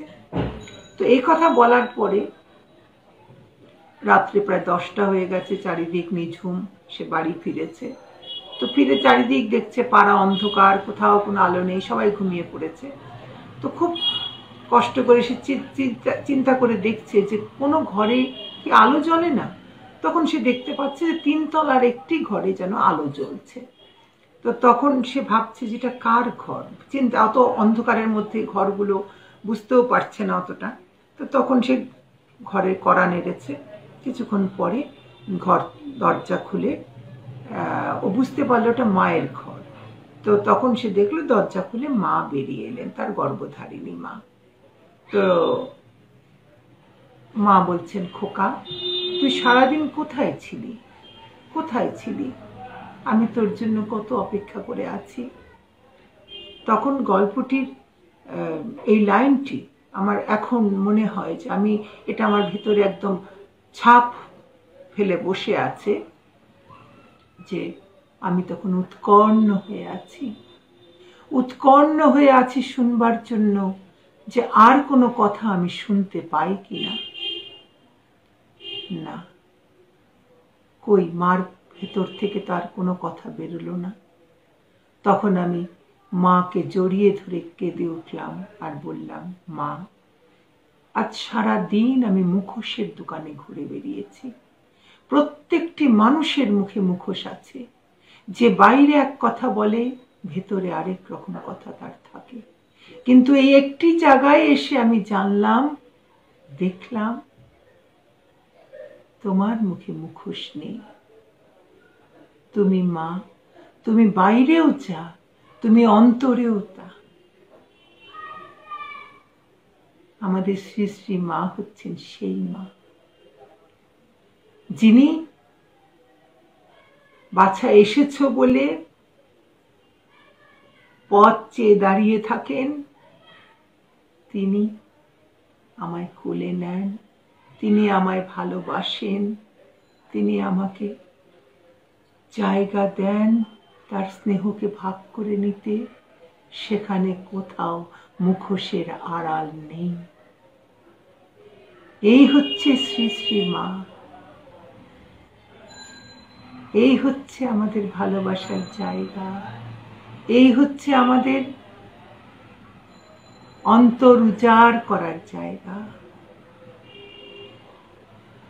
একবার রসুল করিম সাল্লাল্লাহু আলাইহি ওয়াসাল্লাম সম্পর্কে আছে এরকম কথা, যখন তার দ্বিতীয় কন্যাটি মৃত্যুবরণ করে, তখন তার ছোট মেয়ে বিবি ফাতেমা কাঁদছিলেন, কবরের কাছে কাঁদছিলেন। তখন হযরত ওমর রাদিয়াল্লাহু তাআলা আনহু এসে বলেছিলেন যে না, কাঁদবে কেন, কাঁদতে তুমি কেঁদো না, কেন কাঁদছ? তখন রাসূল পাক বলেছিলেন কাঁদতে দাও। যখন অন্তর আর চোখ এক হয় তখন তা আল্লাহর রহমত হয়, আল্লাহর দয়া হয়। অর্থাৎ চোখের জল যখন অন্তরে বেদনায় বিগলিত হয়ে ঝরে পড়ে তখন সেটি আল্লাহর আশীর্বাদ। আমরা তখন কাঁদি, মায়ের জন্য কাঁদি, ভালোবাসার জন্য কাঁদি, কিছু পাওয়ার জন্য কাঁদি না। মা কাঁদতেন, কত দুঃখে কেঁদেছেন, কত সময় কেঁদেছেন, বিলাপ করে কেঁদেছেন। তখন অন্তর আর চোখ এক হয়েছে, আর তাই সে কান্না ঈশ্বরের আশীর্বাদ শুরু। আমরা সেই কান্না কাঁদতে চাই।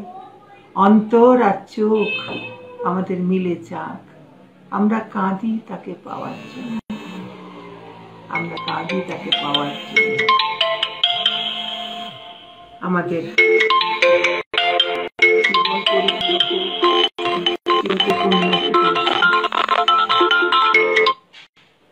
জীবন পরিপূর্ণ হোক, জীবন অর্থপূর্ণ হোক। এই যে দুঃসময় পাড়ি দিচ্ছি, এই দুঃসময় আমাদের জন্য সুসময় হয়ে উঠুক। মাকে আমাদের পাশে পাশে চাই, প্রতিদিন, প্রতি মুহূর্ত। কোনো ধর্ম কথা দিয়ে আমরা তাকে বাঁধতে চাই না। কোনো তোমার আমার বলে কিছু নেই, তিনি আমাদের সকলের। তাই আপনারা যেমন তাকে অনুধ্যান করছেন, আমি মায়ের বেটি হয়ে, মায়ের মেয়ে হয়ে তাকে সেই অনুধ্যানে সব সময়ের জন্য চিরজাগ্রত রাখছি অন্তরের মধ্যে। তিনি আসবেন, তিনি থাকবেন, তিনি সবার জন্য আছেন।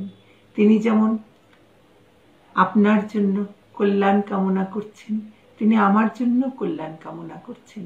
আত্মা তো অবিনশ্বর। এই অবিনশ্বর আত্মাকে আমরা বলি বিদেহী। দেহ নেই, কিন্তু আত্মা তো আছে। আমরা বাইরের খোলসটাকে নিয়ে ব্যস্ত থাকি। আমরা তাকে কখনো মাটি চাপা দিচ্ছি, কখনো আগুনে পুড়িয়ে ফেলছি। মা বলছেন দেশের ছাই বই তো দেহটা কিছু নয়। আমরা বলছি 3.5 হাত মাটিতে মাটি হয়ে মিশে যেতে হয়। তো এই যে বোধ, এই বোধের মধ্যেই কিন্তু মা ঠাকুরের আসা যাওয়া। তিনি আসেন, তিনি যান, তারা আমাকে সঠিক পথটা দেখিয়ে নিয়ে যান। আর মায়ের মাতৃত্ব, গর্ভধারিণী তিনি নন, কিন্তু তিনি অগণিত পৃথিবীর মানুষের মা হয়ে গেছেন। মাঝে মাঝে যখন পড়ি, কত কিছু পড়লে কত ভালো লাগে। যখন ভাবি পঞ্চপাণ্ডবের মা কুন্তী, তিনি কিন্তু কর্ণেরও মা। সে যে কি কষ্ট, সে যে কি কঠিন অবস্থা। যখন পড়ি তখন ভাবি মায়েদের কি কঠিন অবস্থায় পড়তে হতে পারে, কিন্তু মা বলে সব কিছু উতরে নিতে পারেন তারা। সেও ঈশ্বরের মহাদান। কে কিভাবে তাকে গ্রহণ করলো সেটা দেখার চাইতে সে কি কি আমার বয়ে নিয়ে এলো আমাদের জন্য। সমুদ্রের মোহনায় যখন নদী আসে, নদী কত কি বয়ে নিয়ে আসে, কিন্তু সে কি বয়ে নিয়ে এলো এটা বড় কথা তখন হয় না। সে সমুদ্রের সঙ্গে মিশতে পেরে সমুদ্রের অংশ হলো, এটাই হচ্ছে সবচাইতে বড় কথা। আমরা যে যেখান থেকে আসি না কেন, যে যে বিশ্বাস থেকে আসি না কেন, যখন তার কাছে আমরা মিলতে পারি, যখন তার কাছে পৌঁছতে পারি, তখন তারই অংশী হলাম। এটাই কি বড় কথা হতে পারে না? সেটাই তো আমরা চাই। আমাদের এই জীবন সুখময় হোক, শান্তিপূর্ণ হোক। ধর্মের ঘোলা জল যেন আমাদেরকে বিভ্রান্ত না করে। ধর্মের অনুশাসন আমরা মানব, কিন্তু তা যেন কঠিন শাসনে পরিণত না হয়। আমরা পরস্পরকে জানব, বুঝব, তাহলে আমাদের ভেতরে যে অন্ধকারটুকু আছে, ঠাকুর বলছেন যে 1000 বছরের অন্ধকার একটা চকমকি পাথরে ঘষে সে অন্ধকার কিন্তু দূর হয়ে যায়।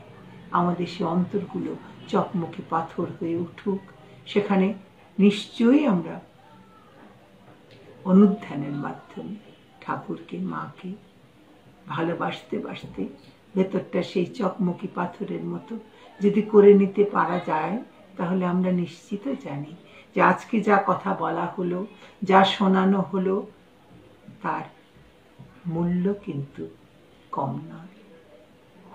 এটা দিয়ে আমরা পথ চলব, কারণ আমরা মা ঠাকুরের কাছে না এলে তো এই কথাগুলো আমাদের ভেতরে এইভাবে অনুরণন জাগাতো না। তো সেই জন্যে আমরা চাই আমাদের মধ্যে সেই বন্ধন দৃঢ় হোক, আমাদের মধ্যে সেই কথা আদান প্রদান হোক যা মায়ের মুখ থেকে আমরা পেয়েছি। এই যে এত কথা, সবই কিন্তু তাদেরই কথা, আমার কথা কিচ্ছু নয়। যা উপলব্ধি করছি সেটুকু ওইটুকুই।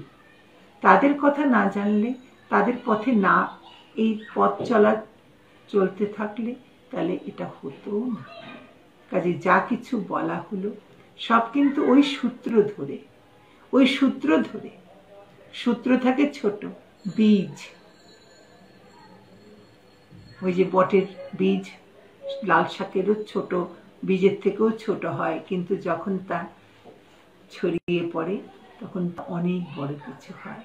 তো আমরা সেই বীজটুকুই, সূত্রটুকুই আমরা নিয়ে সেটাকে পত্র পল্লবিত করতে চাই, নিজের অভিজ্ঞতা দিয়ে, নিজের দেখা দিয়ে, নিজের অনুভব দিয়ে। আমি বলে জগতে হয়তো কিছু নেই, কিন্তু তবুও এই আমিরও একটা মূল্য আছে। আর সেই আমি যদি তোমার সাথে মিলতে পারি, অসীম আর সসীমের মধ্যে যখন যোগসূত্র বাঁধা হয়, যখন তোমারও অসীমে প্রাণমনোলয়ে যখন আমি যেতে পারি, তখনই তো সেই পূর্ণ হওয়া। আমরা সেই পূর্ণতার লক্ষ্যেই চলছি।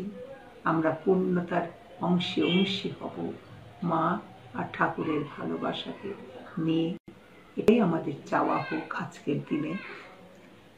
যারা শুনছেন সবার জন্য শুভ কামনা, সবার জন্য আমাদের আন্তরিক মঙ্গল কামনা। সবাই সুস্থ থাকুন, নীরোগ থাকুন। সবাইকে আমাদের প্রয়োজন।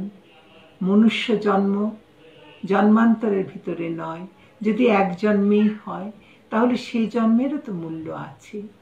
আমার বাসনা থাকলে আবার আসতে হবে, আমার বাসনাটা কাটিয়ে নিয়ে যাওয়া। সে বাসনা কাটাবার মন্ত্রও তাদের কাছে।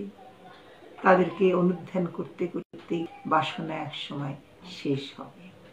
সবার প্রতি অনন্ত ভালোবাসা, দিব্যত্রয়ীর প্রতি সমস্ত ভালোবাসা উজাড় করে দিয়ে থাকো, হৃদয় মাঝে থাকো। যতদিন বেঁচে থাকি তোমরা তোমাদের ভালোবাসায় সিক্ত করো।